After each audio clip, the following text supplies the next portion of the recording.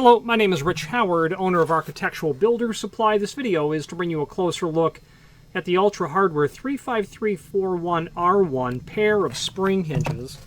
I have a pair of them pulled out here. And we're making this video because one of my sales reps was asked by a client if there was a template. And we asked Ultra, and the people over at Ultra are always very helpful. And it's not unusual that they help us in the sense of sending us a sample of the product when they don't have the documentation. Well, that's what occurred here.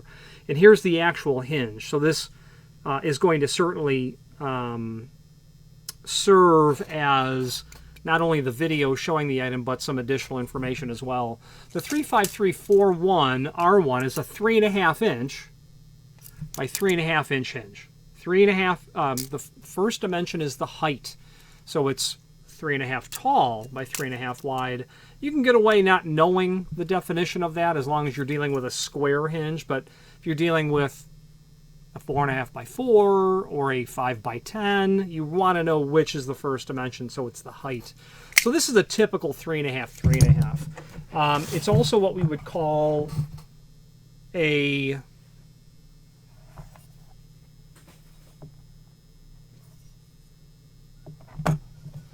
this is definitely a residential weight hinge. The leaf thickness, the catalog says 98 thousandths. My caliper says 99 thousandths of an inch. So just less than a tenth of an inch. That would make this residential weight. This is what you would use very typically on interior doors. If you wanted to add a self-closing concept to an interior door, you're probably going to have a 3.5 inch tall hinge that's got about a 98 thousandths of an inch leaf thickness. This would be perfect. The question is, do you have a template? The client clearly wanted to know, where are the screw holes? Let's talk about that. So this is what we would call the template pattern. Any hinge, door, or frame made to a 3.5 inch template pattern, this is going to work, is the bottom line. So to show those dimensions from the top of the hinge leaf to the first hinge, looks like it's about 5/16, maybe 3/8. That second hole is about 1 3/4 inches. The bottom hole looks like it's about 3 1/8 of an inch. Okay, holding the tape measure from the edge of the leaf to the center line, looks like it's about 5/8. And then to that middle hole, looks like it's about maybe 5/16 would be my guess. Okay, so that's where these are going to be located. If you're not sure if this is going to work, those dimensions should allow you to determine whether or not this will fit. This is in the satin brass. What they call satin brass. This is just satin brass. This is made of steel. This would be appropriate for use on doors that are fire rated. It would be not typical to use an 1 3/8 type hinge like a 3.5, where you'd use them on 1 3/8. But it is a listed, it is a listed product. And when it comes to spring hinges, they have to be labeled. So this hinge, and there's an image that I'll show you in a moment of that stamping so you can see it clearly. This is approved for use on fire doors. You can install this on a fire door. It's going to be an 1 3/4 fire door. And at that point, you'd use 4.5 or 4 or 4.5 inch, but there'd be nothing preventing you necessarily from using 3.5. You might want to dive into NFPA 80. There might be some language there about door thicknesses versus minimum hinge height. I'm thinking in my head there may be information about that. NFPA 80, there will certainly be there's a table there, in fact. You might need a minimum of 4 inch height on that sort of situation. So the fact that this is listed, meaning it's been tested, and in this case UL is the testing laboratory. They have on file all of the criteria, all of the paperwork of when this hinge was tested. And when it's a spring hinge, it has to be listed, which means it's been tested, and there's a record in the testing laboratory's filing cabinets that can be pulled and reviewed. But when it comes to spring hinges, it also must be labeled. Not everything needs to be labeled, but almost everything needs to be labeled on a fire-rated assembly. What doesn't need to be labeled if you were just doing ball bearing hinges? If you were doing 2 spring hinges and a ball bearing hinge, that ball bearing hinge that you you'd probably stick up at the top, actually, would not need to be stamped. It's would not need to be labeled. Sorry, I couldn't hear what... It would not need to be labeled. It would need to be listed, and it would be. There would be a blanket statement that says if it meets this criteria, it's permissible for use. Let's just finish up the review of the material. When you buy one, you're buying a pair of hinges. So there's going to be an Allen wrench and a tension rod or an Allen wrench and a couple of tension pins. That's going to allow you to stick that tension rod up in the top. And when that's pointed towards the top, you'll turn it clockwise. And as you do so, well, let's just do it now, because we'll end up doing it at the end of the video anyway.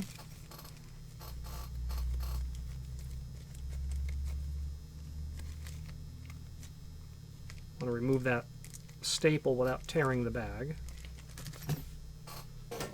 Show you how to set... there's also some paperwork in here.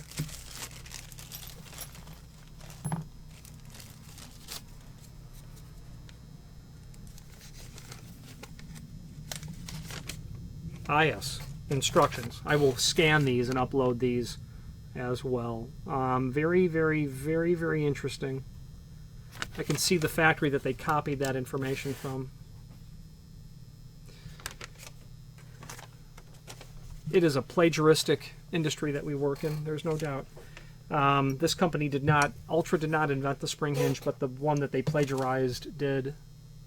Moving forward, you'll install the tension rod in the top. You'll note that there's not an opportunity to install it on the bottom. When that end is pointed towards the top, you'll rotate it clockwise. As you do, you reveal new holes. If you're going to go to 180 degrees, I probably wouldn't exceed 3 holes. If you're going to go to 90 degrees, you could probably go to 4 holes. And as you do that, you'll drop one of those pins right in that hole as it lines up, and that's how you retain tension. When you're hanging the door, when you're just getting the door hung, no tension at all. Just, leave it free swinging like this. Then once you have the door hung, then set your tension. Spring hinges should not be used in the top hinge location unless you're doing all spring hinges. You should always have the ball bearing hinge of a compatible thickness, and it should be ball bearing to work comfortably with this material, because 70% of the weight of the door occurs on that top hinge. And a spring hinge is technically not load rated at all. It's just meant to close the door. So you don't want that spring hinge trying to do both jobs, carry the door and close the door. So let that ball bearing hinge up at the top do that work for you. Stick these spring hinges at the bottom or middle location, or bottom and middle location. You'll get screws, be all wood screws and all machine screws. That's very typical, common and straightforward. Okay. I suppose...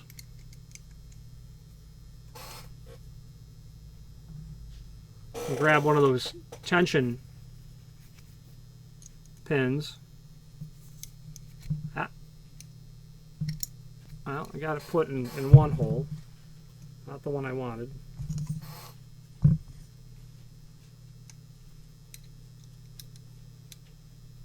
There we go.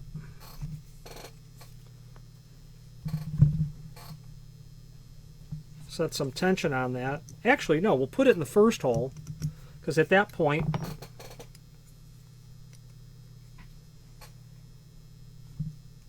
I may still be able to separate the leaves a little bit by hand. Yeah, I can. Okay. Now we've got our tension set. You want that pin to be all the way in. In fact, you don't want it sticking out at all. But there it is. Okay. You definitely don't want that pin sticking out. There have actually been lawsuits, or at least complaints, and I believe lawsuits, of someone harming themselves on that projecting pin. You'll want that seated completely flush. If it's in your own home, I would imagine the risk would be lowered of harm, but where these complaints come into play is in dressing rooms. And there was a call maybe 2 years ago, and I've received about 3 of these calls in my career. The mother or the parent, I don't know that it was the mother. The parent was in the changing room. I do know it was the daughter who was outside the changing room and just kind of leaned up against the back of the door, and then just kind of started to slide down to go to her knees or to sit on her back end, her bottom end, and realized after a couple of inches something was severely scratching her. and it was the projecting pin from that spring. It turns out in that case, the person who installed them used a non-original, non-OEM piece of equipment. I believe it was a finish nail that was cut with a, just end snips. This will not break the skin. And while it's certainly not comfortable, it won't break, I'm doing it rather hard, and it's not going to break the skin. A sharp trim nail, a hardened black trim nail that's been cut with end cutters, probably going to do something different. So be mindful. If you are installing these in a commercial application, avoid any exposure to that type of risk. Let's switch to the screen view and let's take a closer look at the supporting information. If you are enjoying this video, please click thumbs up or like, and also please consider subscribing to our channel. Let's move on to the rest of the video. Okay, let's take a closer look at some additional information. Here is the extended description. Price given per box of 2. When you order one, you're going to be sent a box of 2 hinges. 3.5, 3.5 made of steel, satin brass or US 4 finish. It would also be appropriate to call it 633 because that means satin brass over steel. 098 is the leaf thickness. It is classified residential weight when it's 098. It's a single acting spring hinge that happens to be UL listed, therefore self-closing. The corners are square. People do manufacture radiused corner spring hinges as well. This happens to be square and is called the template hole pattern, as I had said earlier. This can be used on left or right hand doors, any of the 4 ways that a door will swing. Left hand reverse, or right hand reverse. It will work. That spring hinge will close the 2 leaves regardless of the hand of the door. Comes with the tension wrench, tension pins, 1 pin per hinge, and then your fasteners. Now, some images. This photo shows how it's a full mortise hinge. That bend or the swag on the hinge leaf there, that means that it's a full mortise hinge. Right there. When those leaves are brought parallel, they're meant to be mortised flush to the edge of the door and frame. That's what the hinge looks like. You can see that satin brass brushed finish. Here's the box. Showing a close-up view of the finish really is what I'm trying to do there. Neat, clean appearance. I'd have no reservations about using this. The back side of the hinge. The screw package. That's the UL. Customers will call and say, yeah, I've got a JY 4x4, or I've got an R27203. The R number is really the record locator. I've got a model 530, we don't know what any of that is. That's, sometimes we can find out information based on that information, but, this has more to do with the original equipment and how it's classified at the manufacturer and the stamping that Underwriters Laboratories requires the manufacturer to put on these hinges when they're manufactured. Your tension rod, just an Allen wrench. I will tell you what size the Allen wrench is. My guess is 5/32. Let's see. No, 7/32. No.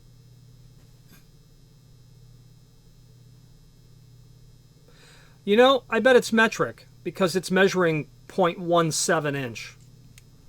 0.17 inch doesn't come to anything in 30 seconds.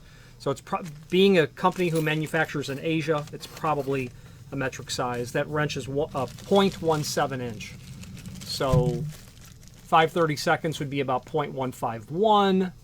Another 30 thousandths would be 0.181 to make it 6/32, or what does that make it? 6/32. 2 would be 3/16. Yeah, 3/16 would be the next size. A little bit big for 3/16. And that's all the photos we have. Do we have a link to the installation instructions, which are here? It's simple and straightforward. Align all pivots for smooth operation, and what that means is your hinges have to be in alignment for the door to work. Use same size hinges, meaning you can't use 3.5 by 3.5 and 4 by 4 on the same door. You can't use standard weight and residential weight on the same door either. That may not work very well. Yeah, okay.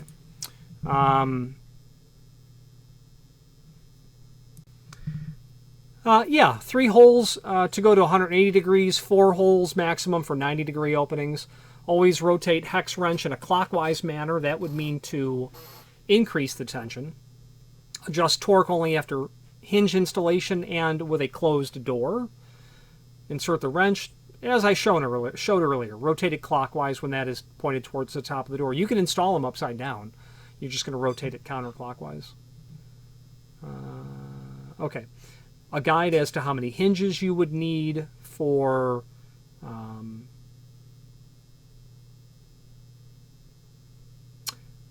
doors, and this, I believe, references NFPA 80 directly, and it says right here, maximum door size and number of spring hinges required are based on limits set forth in NFPA 80. That tells me, and I've looked at that chart, dozens of times, and that's why I thought, and I haven't bothered to go back and look it up, there is no 3.5 column for fire doors.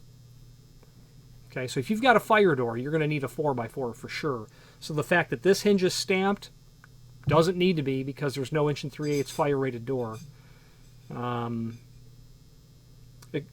extreme weather conditions, excessive air pressure on one side of the door may require the use of the maximum amount of spring hinges. I'm a fan of using all spring hinges, not only because I'm a spring hinge salesman, but more so because I've adjusted these, and if you don't have enough reserve stored energy when the door gets to the 5, 10, 15 degree ajar, it's not going to overcome the air pressure it will encounter. It's not going to overcome the resistance of the latch bolt hitting the lip of the strike. So you might want all spring hinges, but only if it calls for it. If you've got a 30-pound door and it's a hollow core 1 3/8, I don't think I would make a hollow core 1 3/4. I don't think you can make an argument for 3 4.5x4 spring hinges. That door is going to weigh 30 pounds versus, what it will handle here, 110 or 120. For fire door use, there we go. Okay, so you've got some information there to look at. Now, speaking of information to look at, there's a link below this video, as seen here, to the manufacturer's page within our site, and that will allow you to review not only all of the Ultra products we sell by means of this horizontal navigation, but also a link to the manufacturer's website, as well as to the product catalog. And let's take a look at that. I'll do a Control F for 343 541 R1 is our part number. 345? 35341 R1. There we go. That will take us to the page where this can be seen. The point of this is from here you can see all of the other sizes and finishes that are available. So, well, it is a fire door, so I'm going to need 4x4. Well, it's a 35342 R1. So 4.1 goes to 4.2 for a 4x4 in satin brass. Pretty handy. Suffice it to say, the remainder of the catalog has lots of items in it when it comes to residential and commercial builders hardware. If you're a commercial client with Ultra or thinking about Ultra, I would take a look at their exit devices, their door closers, and their lock sets. They do a pretty good job with that material. If you are a residential client, I would take a look at cabinet knobs or cabinet hardware from Ultra. They have a pretty, in my opinion, they've got as many options as I need to see. Very good value is the point, and good quality. Most of it, not all of it, most of it's made of zinc, and that means it's cheaper, it's heavy, and then it has a nice finish on it. So you do a good job by using some of their cabinet knobs. Let's wrap up this video on camera. If you've not hit subscribe yet, we would very much appreciate if you did, and hopefully you're enjoying this video. Now, let's get back to it. Okay, pretty simple and straightforward type of hinge. The only thing that's odd is the fact that it's stamped for use on fire doors when I don't think you can use them. But nonetheless, you can be sure that it meets the criteria. That hinge has passed, or this design of hinge has passed a 3-hour fire test where in the first 90 seconds it goes from room temperature to 1800 degrees and parks there for the next 2 hours and 57 minutes. So the hinge is worth something at some point. There's to be no doubt about that. The door doesn't need to continue to operate after a fire test. So the fire test is All the hardware's attached. The door's obviously hung. Doors are closed. Turn the heat on. 2 hours and 57 minutes. It stays there. Immediately after 3 hours, they take a fire hose and they blast it. And the door, the halak, everything needs to remain intact. The door needs to stay closed and latched. If it doesn't, it fails. If it does, it passes. The door does not need to operate. This hinge is not going to work after a 3-hour fire test, but it will work in the sense that the door remained hung and in the frame. That's what you're testing for. I've seen those tests. I've seen videos of those tests, and they're extremely interesting. I had a client of mine need to submit a piece of hardware on their own door design. I had a client who had built their own door and needed it to be fire tested, and we supplied them hardware for it. And I said, when you go to that fire test, and the call still hasn't come, but when you go to that fire test, give me 1 day notice and I will fly there if you can bring me in as a guest. So we're waiting for that call to come. Any questions on the 353 4in R1 pair of spring hinges, and again, a pair or any other Ultra product, please feel free to reach out to us. And thank you. Again, thank you for watching, and if you've enjoyed this video, please click thumbs up. Please subscribe and maybe even send the video to someone that you know. Thank you.